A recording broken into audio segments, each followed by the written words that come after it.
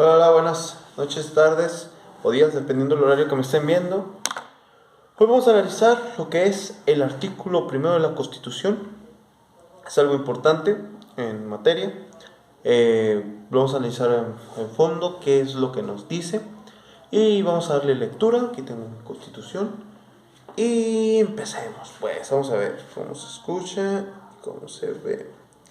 En los Estados Unidos mexicanos, todas las personas gozarán de los derechos humanos reconocidos en esta Constitución y en los tratados internacionales de los que el Estado mexicano sea parte, así como de las garantías para su protección, cuyo ejercicio no podrá restringirse ni suspenderse, salvo en los casos y bajo las condiciones que esta Constitución establece.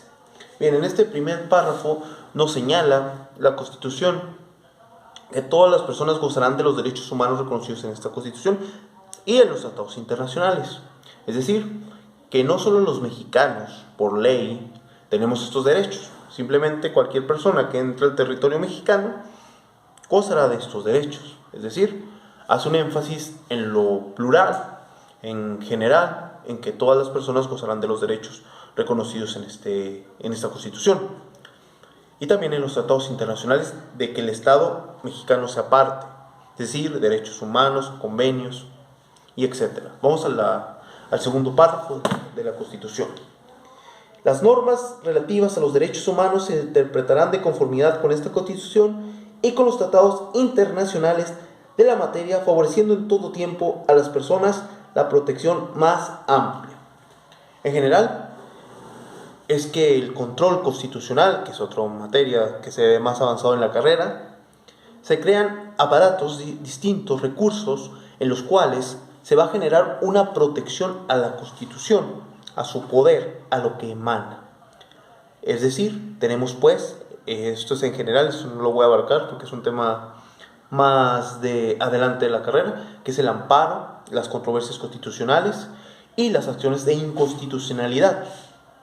Es decir, tenemos que el amparo, que es directo e indirecto, y luego tenemos las controversias y las acciones de inconstitucionalidad, que esas las resuelve únicamente y en exclusividad la Suprema Corte de Justicia de la Nación. Si vemos el lado contrario, vaya, el amparo, ya sea el directo o indirecto, tenemos a los colegiados de distrito y a los de distrito. Entonces tenemos a esos tribunales federales encargados de resolver.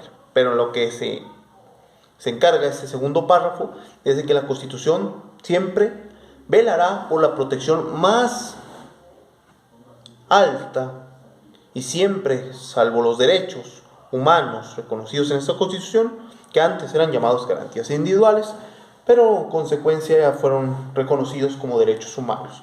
Continuemos en el tercer párrafo. Todas las autoridades en el ámbito de sus competencias tienen la obligación de promover, respetar, proteger y garantizar los derechos humanos de conformidad con los principios de universalidad, interdependencia, indivisibilidad, progresividad. En consecuencia, el Estado deberá prevenir, investigar, sancionar y reparar las violaciones a los derechos humanos en los términos que establezca la ley. A lo que voy, es lo mismo que mencioné ahorita antes de leer el párrafo tercero del artículo primero de la Constitución, que sabemos que existe esta supremacía constitucional en su artículo 133 y la encargada de conservar la pureza de la Constitución será la Suprema Corte.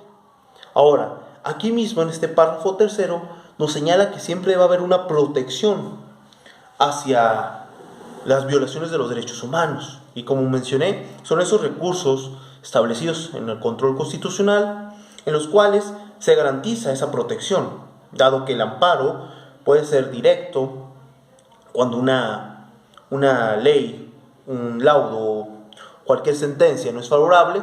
Nosotros podemos promover el amparo directo. Que el indirecto es cuando existe una violación de nuestros derechos, que hay un agravio.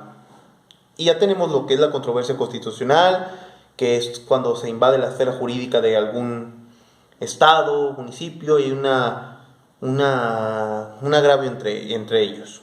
Ahora, En consecuencia, las acciones de inconstitucionalidad vienen siendo ya un análisis de los ministros de la Constitución, que son los encargados, los 11 ministros, vaya la Suprema Corte de Justicia de la Nación, que con 8 votos, la mayoría, se resuelve. Y es cuando una ley va en contra de la Constitución. Y esto ya se establece que puede ser el presidente por medio del consejero jurídico, y los diputados, senadores el 33%, también el fiscal, etc. Entonces es importante entender esto, que siempre se va a proteger los derechos humanos. Por eso es el artículo primero, porque ahí engloba lo general, que son los derechos reconocidos en la Constitución, humanos. Tenemos la salud, la educación, etc.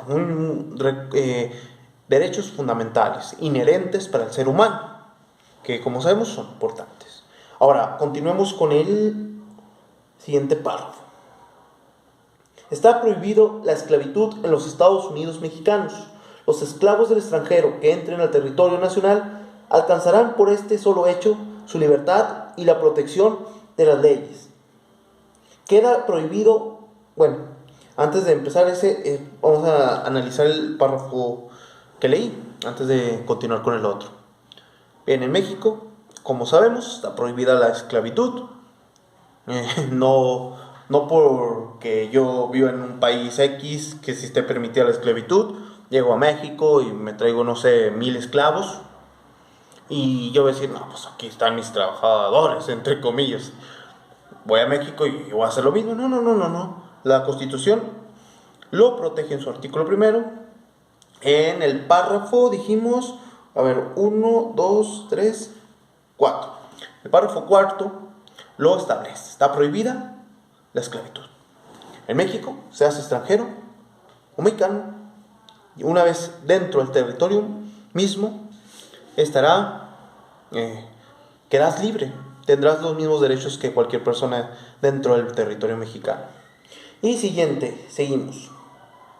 Queda prohibida toda discriminación motivada por origen étnico o nacional, el género, la edad, las discapacidades, la condición social, las condiciones de salud, la religión, las opiniones, las preferencias sexuales, el estado civil o cualquier otro que atente contra la dignidad humana y tenga por objeto anular o menoscabar los derechos y libertades de las personas. Es decir, en este último párrafo es claro. Tú tienes un género, tú tienes una religión, tú eres de raza distinta a las de la mayoría de donde vivas, no te pueden discriminar, ni racismo, ni porque me gusta tal persona o del mismo sexo, no te pueden discriminar. Caerían en una violación a derechos humanos reconocidos en esta Constitución. Entonces aquí abarcaría su artículo primero, párrafo último, una violación plena de nuestros derechos. Y ya como les dije, nuestro recurso sería el amparo indirecto, cuando existe algo así. Pero es cuando ya nos vemos mezclados cuando hay una violación de nuestros derechos humanos y estamos en el mismo de este derecho que es inherente, libre expresión, la libertad de elegir lo que yo quiero ser, el libre desarrollo de la personalidad.